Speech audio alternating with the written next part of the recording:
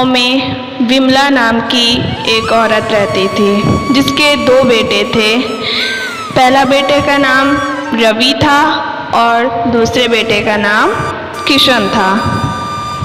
दोनों ही बेटे पढ़े लिखे ज़्यादा नहीं थे। विमला दोनों बेटों को पढ़ाना तो चाहती थी लेकिन उनका दिल पढ़ाई में नहीं लगता था। पहला बेटा ज़्यादातर मोबाइल ही देखा करता था और वो घर पर ज़्यादा ध्यान नहीं देता था। और किशन का एक दोस्त था, वो उसके ही साथ दिन भर रहता था, वो भी घर पे ज़्यादा ध्यान नहीं देता था। अरे भाई, आज कहाँ चलना है घूमने के लिए? अरे मैं तो सोच रहा हूँ घंटा घर चलते हैं, वहाँ पे मज़ा करेंगे आज हम लोग, क्योंकि वहाँ पे एक नया फाउंटेन भी लगा है तो अच्छा लगेगा। बेचारी विमला ज़्यादातर घर में अकेले ही रहती।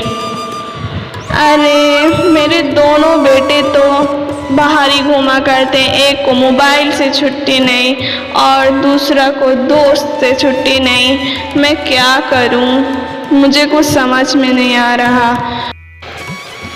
किशन बेटा, बाजार से सब्जी ला दे, सब्जी खत्म हो गई है। क्या माँ, हर वक्त सब्जी ला दे?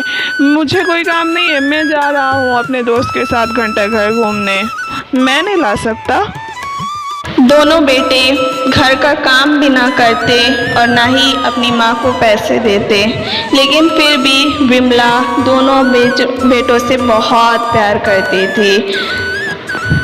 अरे विमला सारा घर का काम अकेले ही करती और परेशान रहती कि अगर मेरे बेटों की शादी हो जाएगी तो ना जाने मेरा क्या हाल होगा, कैसी बहुएं मिलेंगी। माँ, ये देखो तुम्हारी बहू, मैंने इससे शादी कर ली। क्या बेटा, तूने मुझे बिना बताए ही शादी कर ली? अच्छा बता कि ये कौन है?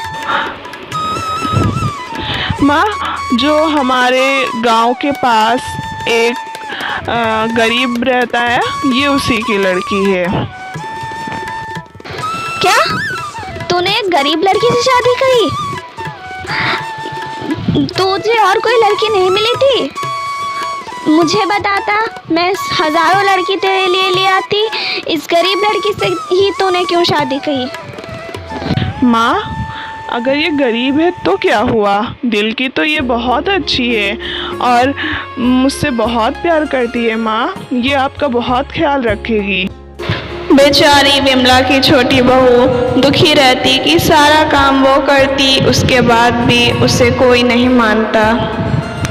एक दिन विमला अपनी बहन कमला को फ़ोन करती है। हेलो कमला, कैसी हो तुम? हाँ विमला, मैं तो अच्छी हूँ, अपनी बता। हाँ, अच्छी तो मैं भी हूँ, पर पता है मेरे बेटे ने एक गरीब लड़की से शादी कर ली है और वो मुझे बिल्कुल नहीं पसंद है। घर का काम तो करती है लेकिन फिर भी मुझे वो नहीं पसंद है। अब मैं अपने बड़े बेटे की शादी करूँगी अब किसी अमीर लड़की के साथ। ठीक है, अच्छा फिर मैं फ़ोन रखती हूँ, जा रही हूँ, देखें महारानी क्या कर रही हैं। मम्मी जी, खाना बन गया है, चलिए खा लीजिए। मुझे नहीं खाना, तू जाके खा और मुझे मम्मी जी मत कहा कर। फिर विमला अपने बड़े बेटे की शादी एक अमीर लड़की के साथ कराती है और वो बहुत खुश होती है और अपनी बहू से कहती है, देख ये है मेरी अमीर बहू। अरे बहू, जाओ तुम अपना ये लहंगा उतार दो, बहुत गर्मी हो रही है, कोई सिंपल सी साड़ी पहन लो और आराम करो। विमला की नई बहू कोई काम नहीं करती, दिन भर सोती रहती या फिर घूमने जाती, लेकिन फिर भी विमला इसे बहुत प्यार करती। सुनिए मम्मी जी, मैं घूमने जा रही हूँ और शाम का खाना भी खा के आऊँगी। हाँ जा बेटी, कोई बात नहीं, आराम से आना। फिर एक दिन विमला के चक्कर आता है और वो बेचारी ज़मीन पर ही गिर पड़ती है। उसकी छोटी बहू कहती है, भाभी माँ जी को उठवाइए। अरे मैं माँ जी को नहीं उठा सकती, मैं बाहर घूमने जा रही हूँ, वो मेरा बाहर इंतज़ार कर रहे हैं, तुम उठाओ। इतना कहकर वो वहाँ से चली जाती है और फिर बेचारी छोटी बहू अकेले अपनी सास को उठाती है। फिर वो अपनी सास को बेड पर लिटाती है और डॉक्टर को फ़ोन लगाती है। हेलो डॉक्टर साहब, आप मेरे घर आ जाइए, मेरी सास की बहुत तबीयत खराब है। अरे तुम परेशान ना हो, तुम्हारी सासू माँ को कुछ नहीं हुआ है, बस थोड़ा सा इनका ब्लड प्रेशर लो हो गया था, तो मैंने जो दवाइयाँ दी हैं उसको टाइम पर खिलाना, वो बिल्कुल ठीक हो जाएंगी। अरे सासू माँ, आपकी तबीयत नहीं ठीक है, आप मत उठिए, लेटी रहिए।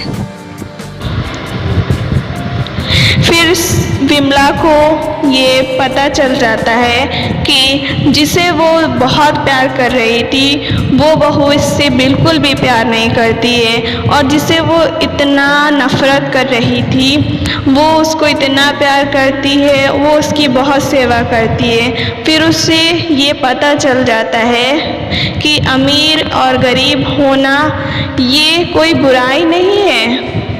अगर बहू गरीब है तो क्या हुआ, कम से कम वो दिल की तो अमीर है, उसका दिल तो अच्छा है। फिर उसे पता चल जाता है कि हाँ, अमीरी गरीबी कोई मैटर नहीं करती है, प्यार मैटर करता है। जो उसकी छोटी बहू ने उससे किया वो बहुत खुश हुई।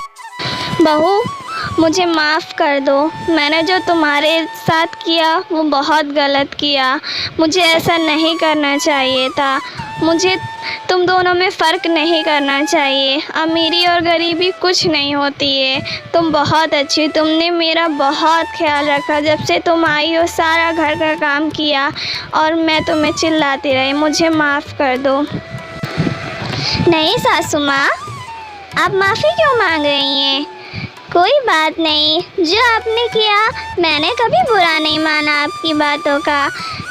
ठीक है माँ जी, मैं गरीब थी और ये तो फिर होना ही था, पर आप माफ़ी मत मांगिए, आपके लिए यही बहुत है कि आपने मुझे समझ लिया कि मैं सही हूँ।